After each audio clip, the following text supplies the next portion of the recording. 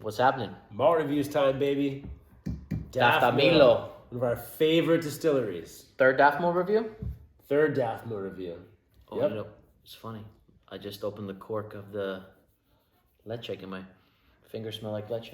Smells like the Isle of Mull. Yeah, of course, dude. Not a professional review right now. We're just hanging out. But we actually popped this today and you were like, you know what, let's just review it.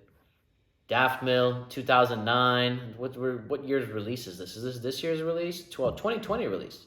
2020, but our local shop just got it. So 2020 summer batch for the USA. Yeah. 11 You year never know old. when you're gonna get it in the USA. 11 years old, bottled at 46%, and I think this one's half sherry, half bourbon.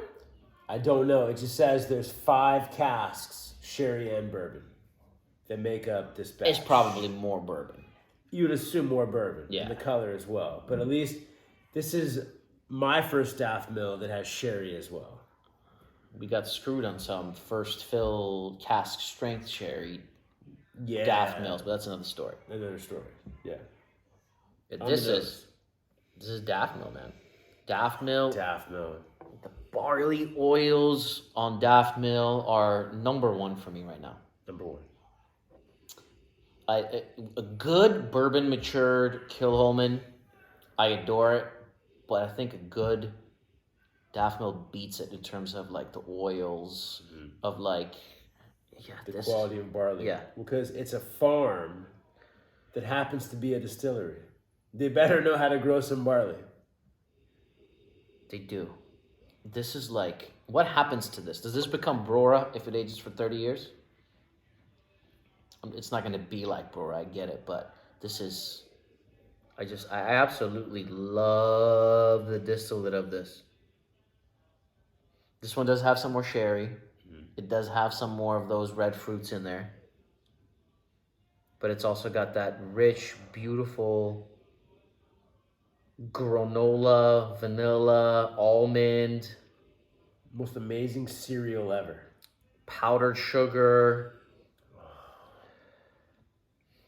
Apricot, white grape, and it does have a little bit of the sherry goodness in but it's more in the background, and I think it kind of goes well together. Just kind of highlighting it, yeah. Yeah, it's well blended. Yeah, this is the best cereal ever. It's just like barley, honey, almond, like you said, granola, and then little sliced peaches on top, little juicy apricots on top. It really is. Powdered sugar. It really is. It's breakfast. It's like a vanilla yogurt parfait with granola and sliced peaches and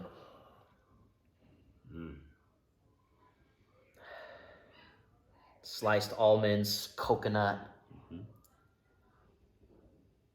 all drizzled with a bunch of honey, right? So honey. Yeah, as I was expecting, it's still like barley, honey, bourbon forward, but the sherry's a nice little highlight. Yeah. Adds sweetness. Adds a little bit of sweetness. Very well done. Wow. Palate?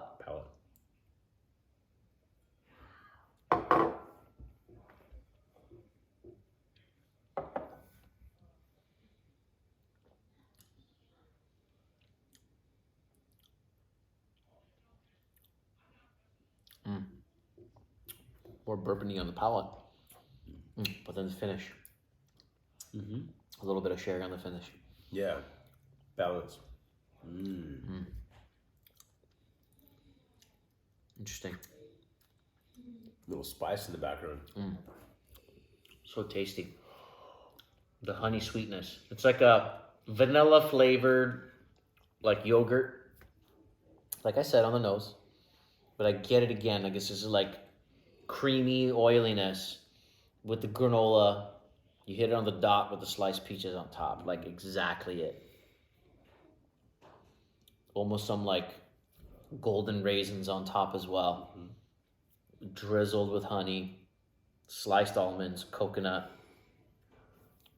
powdered sugar, granola. Yeah. Daftmill, just that's what I get. That's it. The quality of their spirit it's a must. It's a must. It's expensive. every release. We got this for $200, and that's like on sale. I think it retails at like $220 to $250. Right. Yeah. In the UK, this will go for a lot less. It'll go for like $60, $70. Yeah. But it sells out in 10 seconds. Here, it's on the shelf all day. Yeah, you can't find it. At least you could find it here. Exactly. And it's an 11-year-old whiskey at 46% for even $200. It's a little silly. So for a lot of people, obviously, it's not possible. Well, stats-wise, it's stupid. Yeah, exactly. Stats-wise, it's stupid, but it's such small production, and it's such a unique product where we're willing to overspend, but we're acknowledging the fact that we're overspending. Yeah. It's almost like back in the day, like Springbank fanboys before there were Springbank fanboys. Yeah. Like if you knew what it was. But this is like, like every release they do is a limited edition. Yeah, and we reviewed the 15-year-old, which was cask strength. Yes. And that was really, really good. But I have a feeling if you put together the right casks with crazy maturation and the way this distillate is and the right casks, it's going to go to like an insane level. Of course it will. Because the distillate is so amazing. Yeah. It's top quality. Yeah, very oily. Grains really, really show off. Buttery. One more sip. Buttery. Yeah. Fresh New Zealand Irish butter. Mm-hmm. Some nice light ripe banana. Yeah. Coconut banana.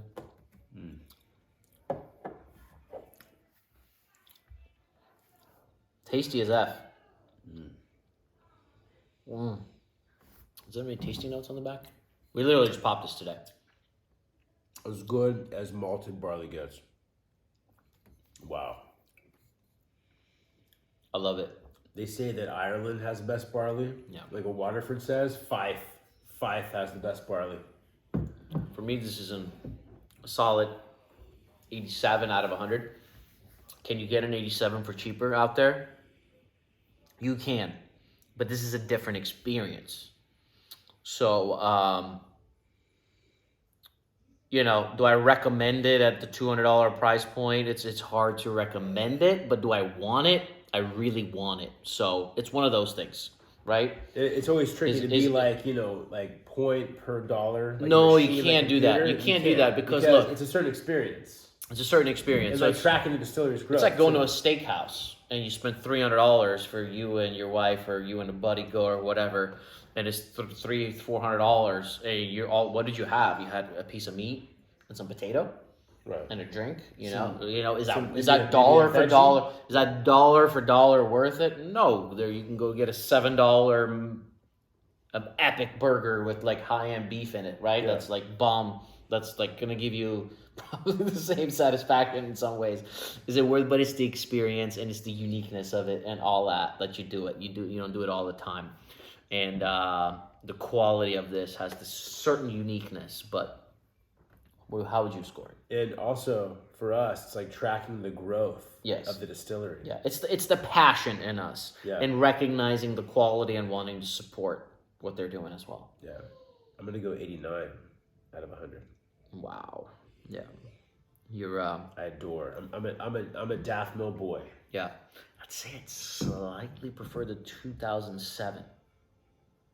You try that one again. Our first review. Yeah. Right. And I also slightly prefer the 15-year-old. This was incredible. But I wonder if you just I don't know. The additional sherry definitely had a beautiful thing, but we should do a blind.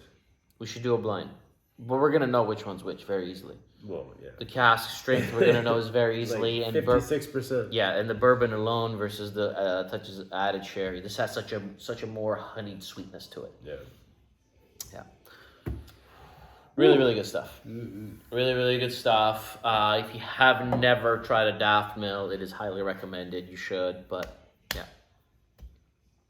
We do reviews every Monday, Wednesday, Friday. Subscribe if you haven't, and many more reviews to come. Cheers. Cheers.